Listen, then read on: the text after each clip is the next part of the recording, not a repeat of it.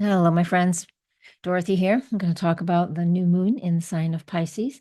That new moon is on February 27th, and it is at the ninth degree of Pisces.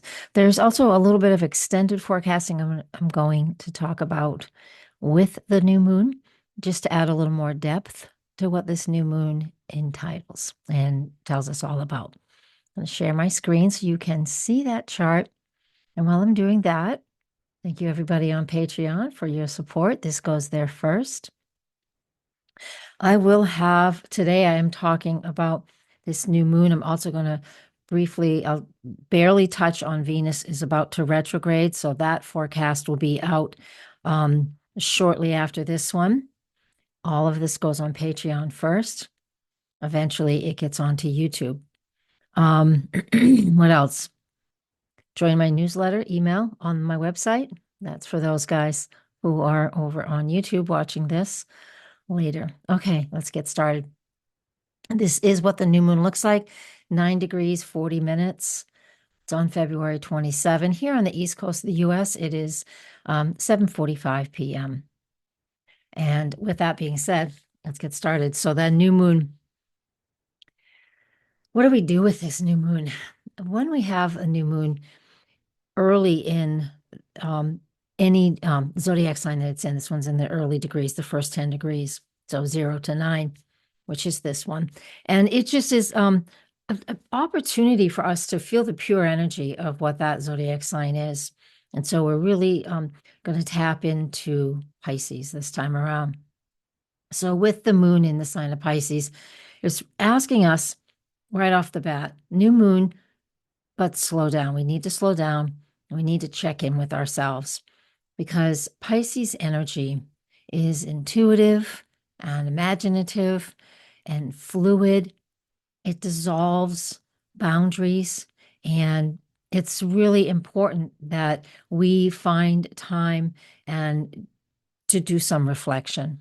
So this is a great time for us to, hopefully you can do this, step back from distractions, reconnect with your inner self, and let your intuition guide you. So you can then set intentions or put goals out there that are in alignment with who you are and what you want in life. And one of the problems with this right now, though, is because with all the Pisces energy, the sun enters the sign of Pisces on February 19th. Mercury is already, especially at this recording, Mercury is already in the sign of Pisces. So we can already be feeling overwhelmed and uncertain. And this lunation, this new moon, gives us an opportunity to not push hard for answers, but it's asking us to step back so we can get a fresh perspective, right? Pisces new moon can teach us through our own hopes, through our own dreams, through quiet time, so we can actually feel that subtle guidance. It teaches us how to clear the fog for clarity. That's what it does for us and helps us to learn how to tap into our own intuition.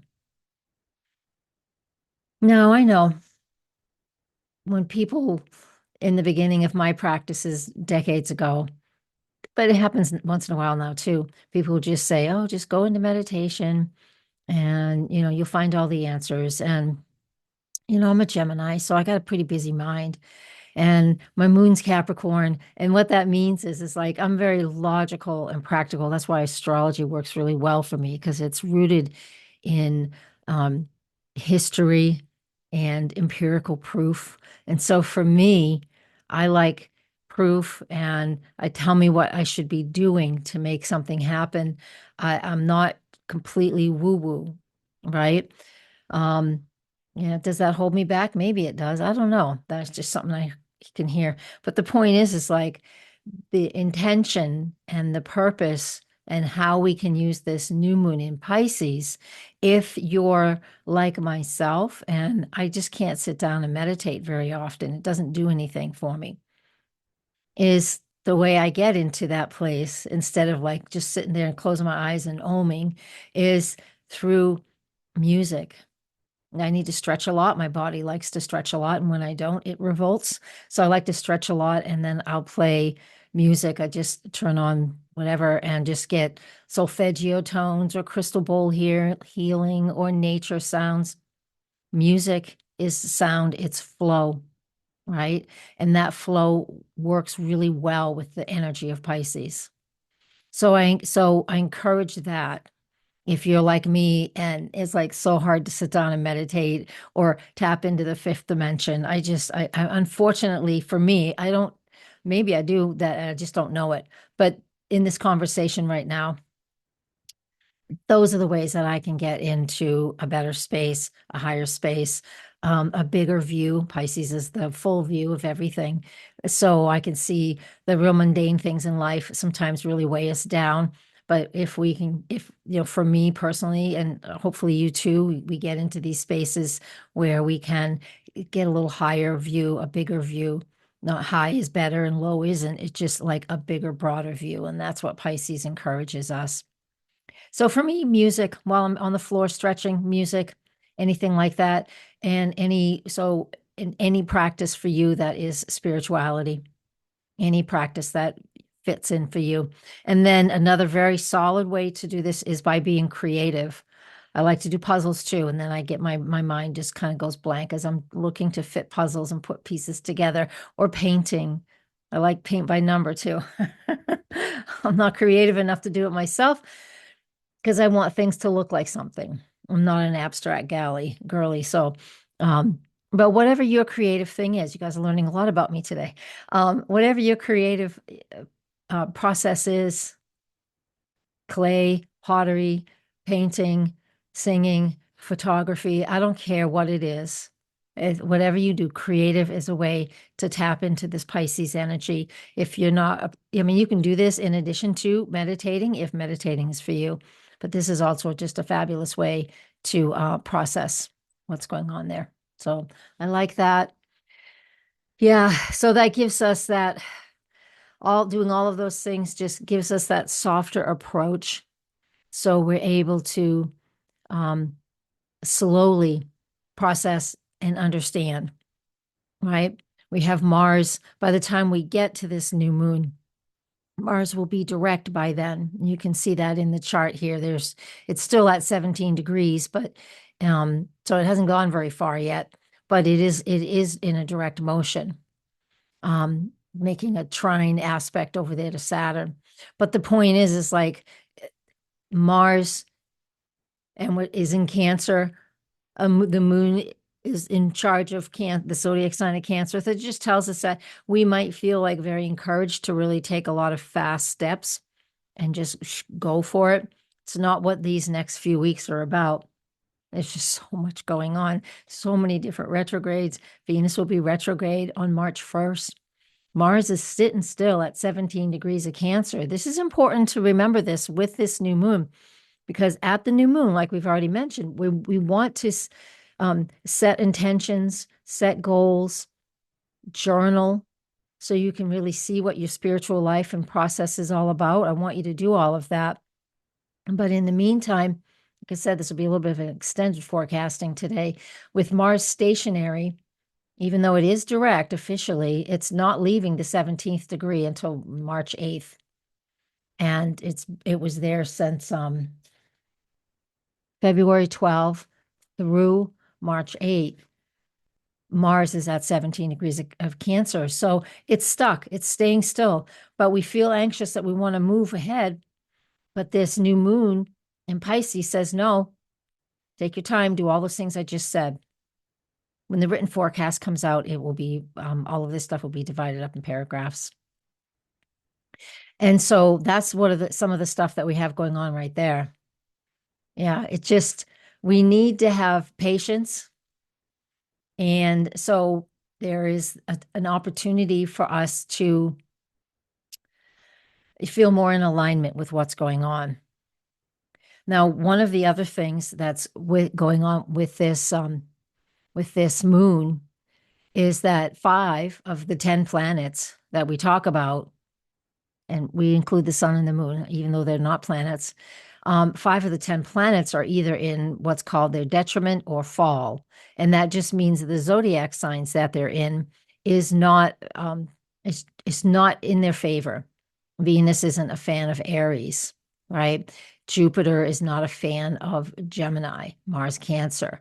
What are the other ones? Let me go grab I'll show you the report here.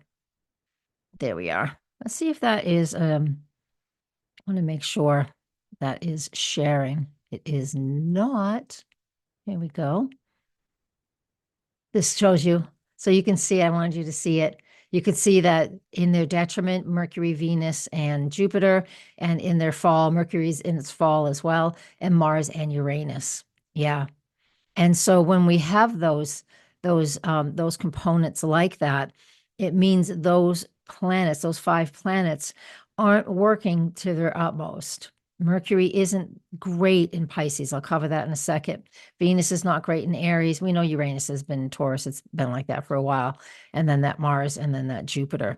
So that the energy of all of that, what I was trying to say there is that things aren't running as smoothly as we would like them to be. And that's okay. We have, again, Venus slowing down to go retrograde. So she's pretty much stationary where she's at. And she'll go retrograde on March 1st. Mercury is about to retrograde. He retrogrades on March 14th.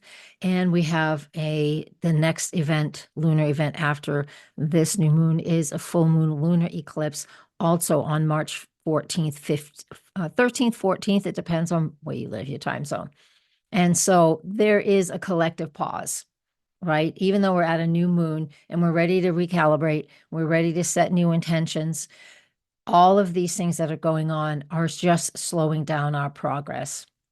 So in my opinion, I feel like if we spend time and we write down our hopes and dreams, write down the spiritual understandings that we have discovered while working with this new moon over the first couple of days while it's a new moon, so the 27th and the 28th, write down, journal those moments of enlightenment, those beautiful dreams that tell you something, write them down so you don't forget.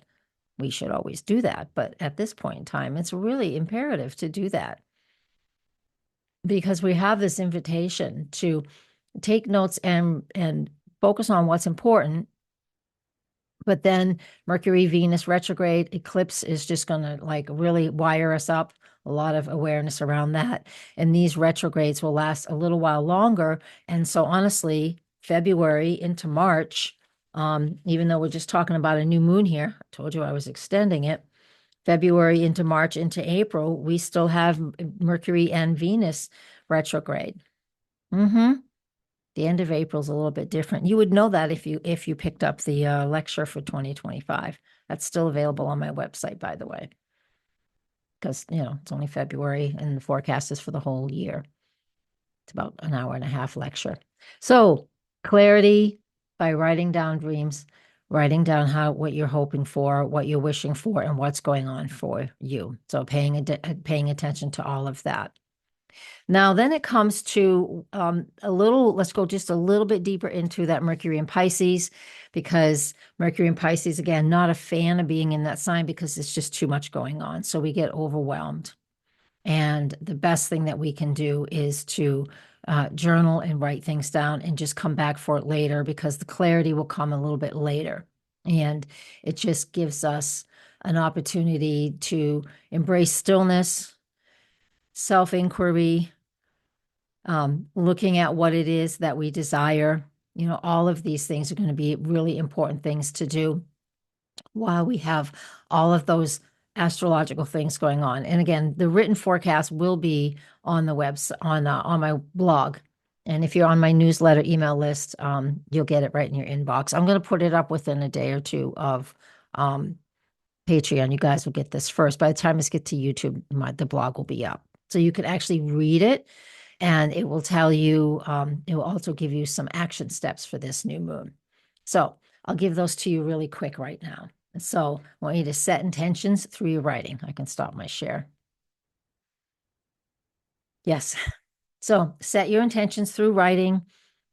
whether it's just journaling on how you're feeling, or you actually want to take some time to write down your desires, your hopes and dreams, really focus on your spiritual growth and boundaries. You really want to focus on all of that. You probably might not have even said boundaries the whole time, but that's definitely part of it. Thanks for being here this far into the video. I appreciate it. The next thing, just engage in something that's creative. That would be a really wonderful way for you to tap into your higher self and those spiritual needs. Meditate, practice mindfulness, super good. Doing that helps to reconnect to our spirituality in those processes that help a lot to happen. On the 25th, 26th, and most of the 27th, since the 27th is the new moon. The new moon isn't until just before 8 p.m. Eastern. In that time frame, 25, 26, and most of the 27th, we're in that balsamic lunar phase, and that means we really want to release those limiting beliefs, fears, and emotional patterns that might be really stirring us up. That balsamic lunar phase, to me, is always super important to pay attention to. The daily forecasts will be on YouTube. They come out just a few hours before the day begins. So, and they're like a minute or two long. So you guys on Patreon, you guys get the deep piece. And then avoid rushing decisions, because there's just a lot of moving parts between now and the middle of April. All right. Too many moving parts. Really going to be a lot to decipher. March 15th and then March 27th. Yeah, 29th, 2 eclipses.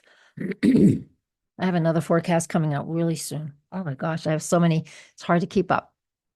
I'm trying. Prioritize rest and reflection. That's going to be really helpful with the Pisces new moon, especially the 26th, 27th, and 28th, because the moon will be in Pisces as we get closer to that new moon, and that's going to be great. You're just going to want to sleep, which is nice. And then if you like, connect with water, walk near the ocean, drink a lot more water with intention, do any rituals that you like to do with water, take a nice long bath, things like that. Those are the ways that we can use this new moon. All right. I will, yeah, that's it. I want to stop right there. I think that's plenty. Thank you guys. And thank you so much, everybody, for the support on Patreon. And if you're watching this not on Patreon, please consider coming and supporting this free content. I've been doing free content here since 2009, and it's only been the last couple of years I've been hoping and working towards getting a little bit of pay for this. So I would love you to help with that too. So that just means come and subscribe. I would love that. It's really simple. All right. Blessings, everybody. Namaste.